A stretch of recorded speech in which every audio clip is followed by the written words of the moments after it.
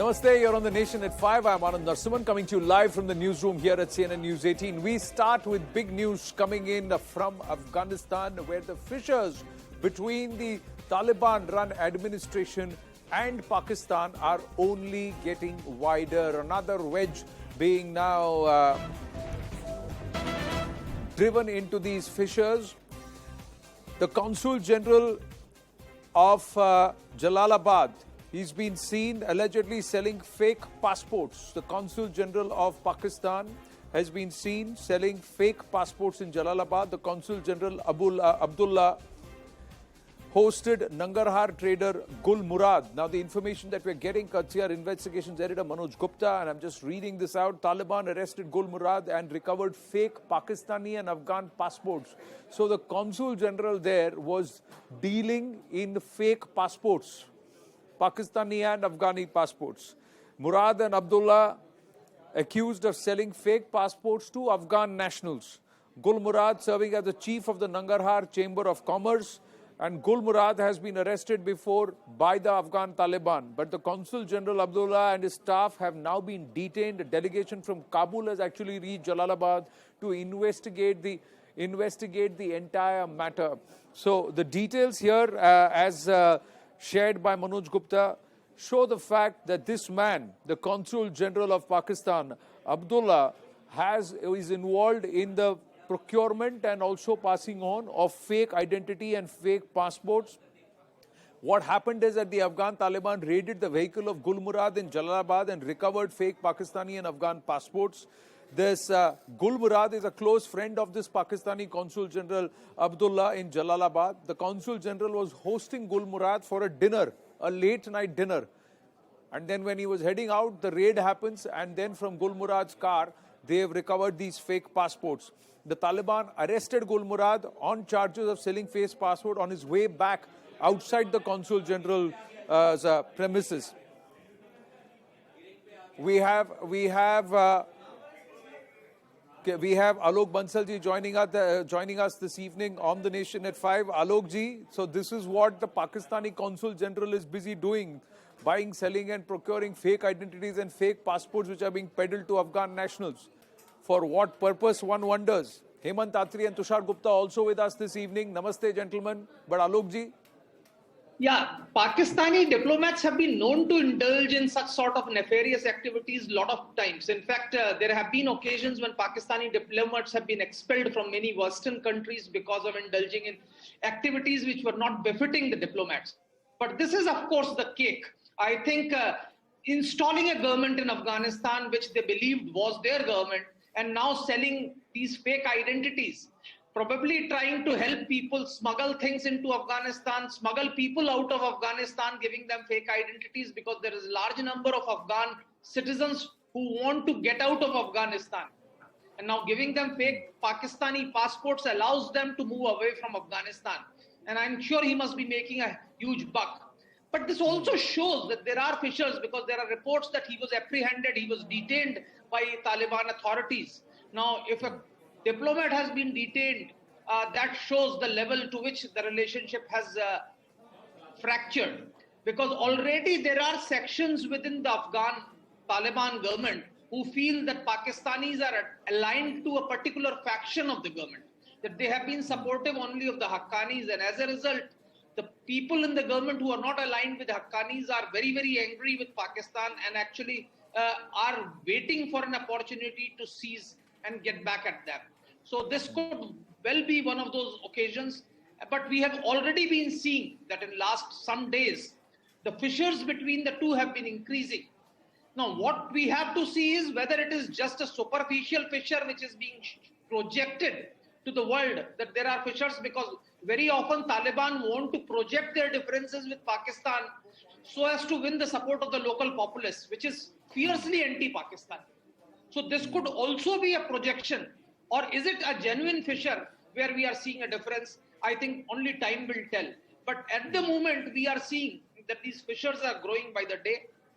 Whether it is actually a carefully calibrated act that is being enacted. We are also seeing the TTP raid in Swat where they've taken huge control over huge parts of Swat. There were raids on the Pak police personnel also. Some of them have been neutralized. There have been raiding of the pickets. So there is a lot of tension which is brewing, and the Taliban has not taken kindly to the Pakistanis, the way they try to put it out on media that Masood Azhar is operating in Nangarhar and you please cuff him out. And the Afghans did not like it. They also responded very sharply to such kind of statements that was coming that came from the Pakistan government. The MOFA was the one which was involved in making these statements, and the rebuttal also came from the Taliban. So clearly all is not well, and there seems to be this this wedge, Hemant Atri, between this entire Haqqani faction and the Afghan Taliban faction, which is the Mullah Omar's son, Mullah Yaqub, and that entire group. See, Anand, there are clear-cut fissures now between the Taliban rulers and the Pakistan ISI now. The Taliban regime that was very fondly established with the help of Pakistan ISI, they are basically, they are now on the loggerheads for the very simple reason.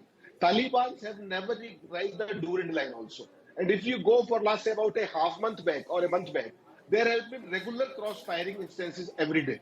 Now, everybody in the world knows that what Pakistan ISI does.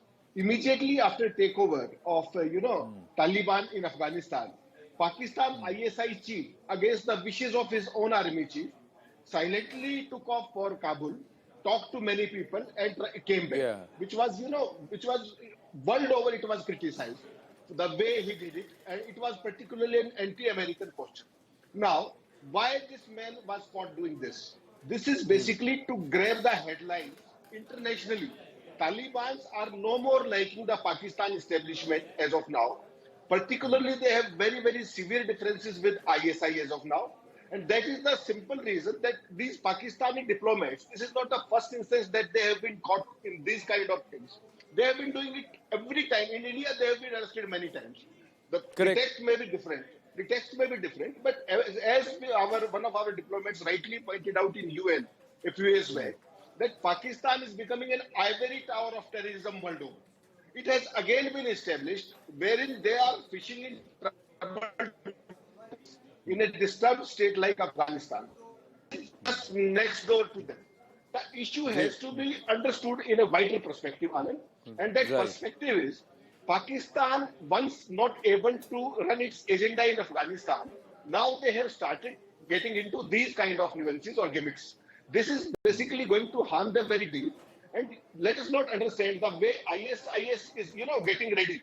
There again, Haqqani network is there. There are so many networks, and whenever you play with terror, you are not going to be spared. ISI must recognize it. So, international community has to look into all these happenings very seriously. Right. And Pakistan needs to be taught in a clear term, not as well. Even UN Security Council should take notice. But क्या चोरी इनकी फितरत में है क्या? फौज में हो या सरकार में हो, डिप्लोमेट्स हो, क्रिकेट में हो, वहां पे फिक्सिंग करते हैं. यहाँ पर beat in Sri Lanka, beat in India, beat in Afghanistan, they will do these kind of nefarious aspects with the Chinese. As far as CPEC is concerned, Tushar Gupta, वहां the Fauji's have looted billions of dollars. So, Anand, everyone has spoken of the political angle, so I won't repeat it. I'll speak of the economic angle. What is one of the biggest exports from Afghanistan, which is otherwise banned in most parts of the world? It's drugs, it's opium, it's heroin. Now, my question is, this person has been caught by the Taliban for the second time, who's the head of commerce. Now, the question is, what is his objective? Why are they selling these fake passports? Why do they want Pakistani people to get into the Afghanistani network? What are they trying to get out of Afghanistan? It's just not people. Is it also drugs? Are they trying to get drugs into Pakistan? That's also one angle that needs exploration. Because this cannot be happening time and again. Getting fake passports in a country like Afghanistan, that's okay. People might want to get out. There are people who want to pay a fortune to just get out of Afghanistan. We saw that when the US was exiting. But अभी सवाल ये भी है कि जैसे आपने कहा चोरी फितरत में है, अब क्या अफगानिस्तान से चोरी किया जा सकता है जो और जगह एक्सपोर्ट किया जाए to destabilize other countries? Because that is what Pakistan has been trying to do for a very long time. Is they trying to get out militants from there? Are they trying to get out drugs from there? Or are they trying to integrate their people into the drug network which runs from Afghanistan to the borders of India? That is the question that needs to be asked. Because I spoke to some military men a few days back. The one major concern that was kept coming up was the import of drugs on India's borders. Yeah. That how many Yes. people are trying to get drugs on India's border, especially on the Kashmir border. So that angle also needs to be explored a bit, Anand. True, but we are also seeing the kind of drug busts that have happened. So if you look at narcotics, huge amounts has been pumped and they're using all the ports. They're using not just Mundra port, but it's also come through Chennai, come through Kolkata. They've also tried to use the Kochi ports. So at various levels, Nhava Sheva also came under scrutiny where there was a bust. So in 1 week, on the 13th and the 20th of September, in just 1 week, nearly 600 to 700 kilograms of heroin and meth has been caught.